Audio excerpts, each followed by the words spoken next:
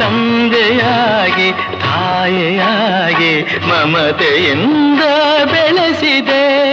ಬಿಸಿಲು ಮಳೆಗೆ ನರಳದಂತೆ ನಿನ್ನ ನೆರಳಲಿ ಸಲಹಿದೆ. ಆ ಪ್ರೀತಿಯ ಮನ ಮರೆವುದೇ.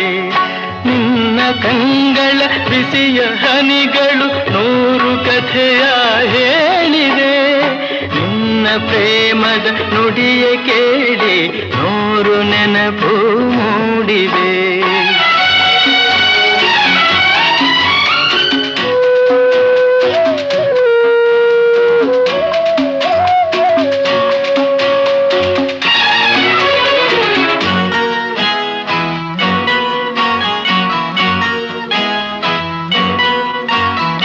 ಬಳ್ಳಿಯಂತೆ ಹಬ್ಬಿ ನಿನ್ನ ಆಸರೆಯಲ್ಲಿ ಬೆಳೆದೆನು.